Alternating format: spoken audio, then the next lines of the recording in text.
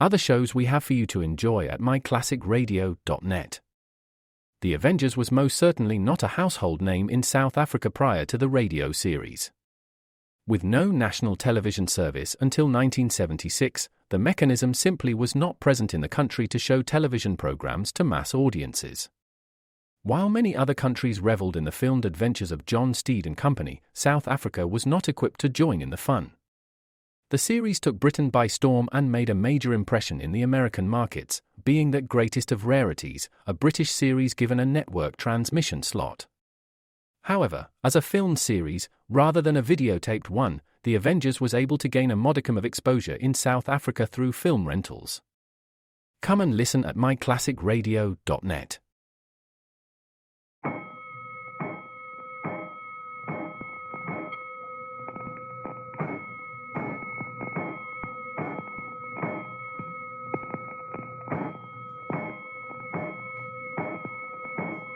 Five bells. Stand by all stations. Attention, all districts of five-alarm fire. 5 bells, move in immediately. That's it. Let's go! Let's go! Firefighters!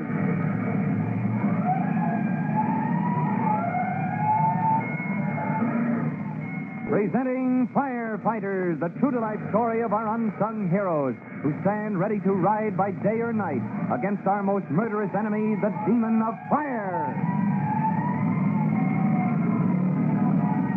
In one moment, we'll join Chief Cody and rookie fireman Tim Collins out at the end of the Tennacombe towboat dock, where, for the second time in recent days, a startling event has occurred.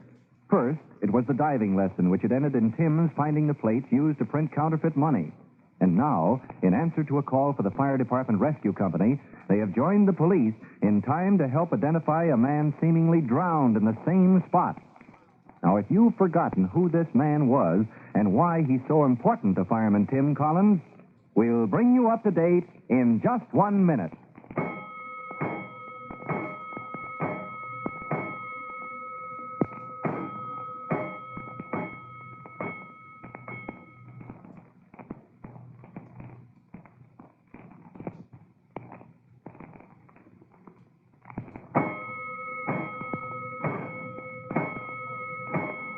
Let's go, firefighters. Let's go to the scene of action just before the big surprise occurred, and right after Chief Cody and Tim Collins had found Private Mushnosky of the Fire Department Rescue Company, the man they believe wrongly suspected of having a connection with a counterfeit gang. But that Detective Sergeant McGurk believes no such thing is evident when he says angrily, "So you've shown up at last, Mushnosky. I don't mind telling you you're in a bad spot." Have it your way, Sergeant. I wouldn't be here now if it wasn't for the chief and for Tim. Mush had nothing to do with those counterfeiters, Sergeant. Look, Collins, the police had a tail on his cousin Stanislaus the night he started out to deliver those plates to the plant where they're printing that phony money. Well, what's that got to do with Private Mushnosky, McGirt? Just this, Chief Cody. We never found the plant because this smoke eater's cousin gave us the slip. And we know he threw the plates into the water next to the dock. Where Tim and I found them. Does that automatically make me connected with this? It might. You might have been going to return those plates to your cousin. How can you prove you weren't? No. Not unless I find Stanislaus. Fat chance of that. He's taking it on the lam. McGirt, they don't come any fairer or squarer than you. I want you to hear the whole story. I want to, Cody. And I'm sorry he's in your department because it looks bad. Right now, the police launch is docking, and I've got to take a look at the guy they fished out of the water. All right. We'll lend you a hand getting the fellow off and onto the dock. The deck is level with us now, Tim. All right, Chief. I'll hop aboard. I'll lift him off to you. It's too dark to see what we're doing. You on the launch. Turn that searchlight on us, will you? Okay. Now, that's better, Sergeant. Let me give you a hand lifting him off, Tim. All right. Yes, sir. That poor fellow sure looks a goner. Careful now. Yeah. All right. Send him down to the light. Yeah. That's it. Now let's... Wow. How do you like that? Take a look, Mushnowski. Yeah. I am. Hey, what's the matter, Mush? You look like you'd seen a ghost. He has, in a way. He's recognized his cousin Stanislaus. For that matter, so have I. Any pulse? Is he breathing? No, Chief, he isn't. If your man, Private Mushnowski, had any idea his cousin would clear him of suspicion, he can forget it right now. He's dead. Oh, gosh, of all the tough breaks, Mush. Do you two men belong to a rescue company or don't you? Huh? Oh, holy smoke, the chief is right, Mush. We're not beaten yet. That's right. What are we thinking of? Artificial respiration, of course, Chief. Leave that to me. I'll get the inhalator from the truck. What have you been up to, Chief Cody? Well, the police and fire departments have been thrown together on this, Sergeant. Little cooperation, huh? Of course, but this man's finished. He's dead. I didn't hear a doctor say that, McGurk. And there may be a spark of life yet. Your launch brought him in. Maybe our equipment can bring him around. Is that the inhalator Collins is bringing out here in that case he's carrying? Yes, sir. That's standard rescue equipment. In that case, Mushnowski, why are you wasting your time on your knees giving your cousin artificial respiration? If he was breathing, the inhalator might be enough, but he isn't, so we'll give him the work. Oh? Don't forget, Sergeant, it's mighty important to me how this comes out. Maybe he won't back up your story even if he lives. Here's the AK shop, Chief. All right, break it out, Tim. You're the senior rescue squad man here, Private Mushnowski. You take over. Thanks, sir. I appreciate that. I've got the carbogen cylinder out, mask, breathing bag. You want to take over, Mush? I'll keep on with the respiration, Tim. Open one cylinder valve. Right. Now the valve between the cylinder and the pressure gauge. Got it. Check. Make sure that gauge is indicating pressure. Okay, turn the pointer on the gauge back to 10. Yes, sir. All set. Attaboy. You ready to inflate the cushion now, Tim? Yep. Then place the rubber mask over his mouth and nose. Where are you going, Chief? Better send the truck back to quarters for the next call. Then I'll check up for myself. And if everything's quiet, I'll have a cup of coffee. Will you join me? Well, I've got to be here if and when the racketeer comes through, Chief. I sort of thought you'd hang around yourself. Tim and his buddy may be on the job several hours from now. It's somewhat later when the fire chief and the sergeant of detectives return to the towboat dock. As they walk out, McGurk says, Those boys of yours from the rescue squad are still working over that mug. You can see them in the glare of the searchlight. I told you they would be.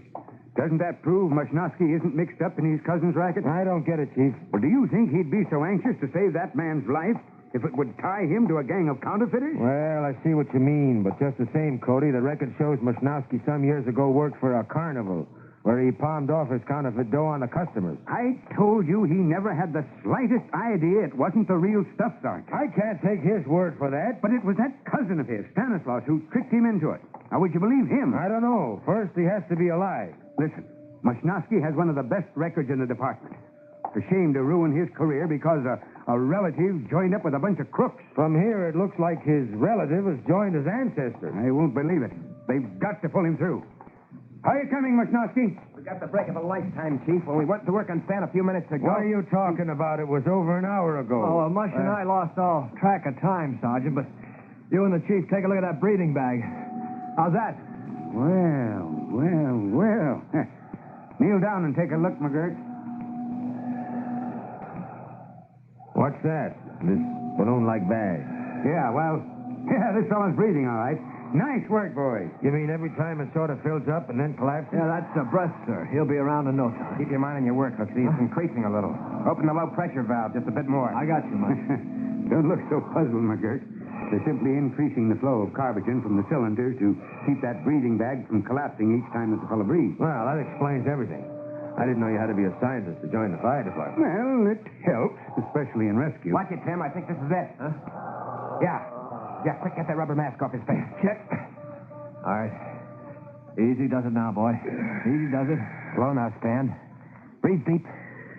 Deep but easy. Slow and easy. I don't worry about anything. It's me, Mush, your cousin, Stan. Mush, what are you doing here? It's my job, Stan. We thought you were a dead duck. You came plenty close to being drowned. Yeah. Now I remember. Thanks, Mush. Thanks, kid. Is he okay? Can I talk to him? Stan, this is Sergeant McGurk. Yeah, I know. We meet again, huh, Flatfoot? I've been hoping we would, Mushnowski, after you gave my men the slip the other night. Ask him whether his cousin was mixed up with this gang, McGurk. What's the fire department doing here? Never mind that. I want a few straight answers, Stan. We know you never delivered those plates for printing counterfeit money to that hidden plant. That's right, copper. They're in the water under the stock. You're wrong. They were fished out by your cousin and Tim Collins. They're locked up at headquarters this minute. That right, Mush? That's right, Stan. Tim was making his first underwater dive. The chief was experimenting with a new magnet, and we picked up the plates that you threw in there. Good for you, kid. I'm glad you did. You're glad? What kind of talk is that from you? Listen, McGurk, you know me. Strictly small time. I never was mixed up in nothing big, no killing. That's right, Stan. You weren't. And I ain't gonna be now. Especially my own. You mean that gang tried to kill you? Yeah, Mush, they don't believe I ditched the plates. As said I double-crossed him. Was going to bump me off. But you did come back here to recover them. Sure, I brought a grappling hook. I was going to turn him into you, copper, in return for police protection. But the dude followed me here. Slugged me and threw me to the fish. Dude Martin. Is he the big shot behind the counterfeiters? No, but he's the only one who knows who is. I don't like to interrupt police business, Sergeant, but I'm still waiting to hear Private Mashnovsky was not mixed up Is in... this guy crazy? Mush never had no part in any of this. I'd like to believe you, Stan. In fact, I'd like to believe your whole story, Listen, but... copper, I'll prove every word I say. How? I'll tell you where the plant is, where they print that phony dough. You make a raid, talk with the dude. It certainly would go a lot easier with you, Stan, if you'd talk, and then I'd know I could believe what you say about Mush here. Only, well, you know what they say about the dude. Oh, yeah. I forgot. Dead men don't talk. Well, that sounds kind of ridiculous to me, Sergeant. This gangster's obviously alive. You know how to conduct a raid. You can capture him, see that he talks. We'll make the raid, Chief, because we have to, but it's bound to fail. For me, because I won't learn who the big shot is. For you, because we still won't know if Stan is telling the truth about his cousin, Private Mashnovsky. Oh, but, Sergeant, that just doesn't make sense. Yes, it does, Tim. You see, this dude Martin is one man who can't be taken alive. The three men from the fire department look at each other in bewilderment. What is the mystery behind the detective's words? If you want to find out the answer with Chief Cody, rookie fireman Tim Collins, and Private Mashnovsky, listen to our next true-to-life episode of The Firefighters. Now, in just a minute, Chief Bob Cody will be back to give you boys and girls your special assignment. But first, a message.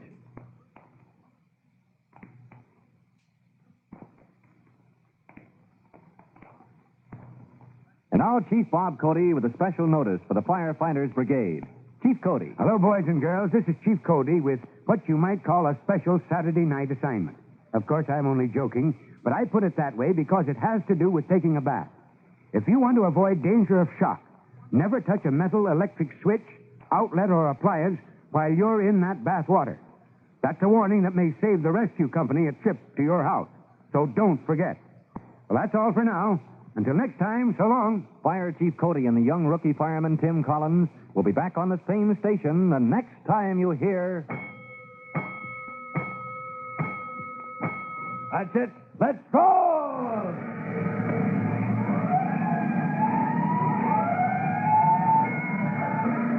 Let's go!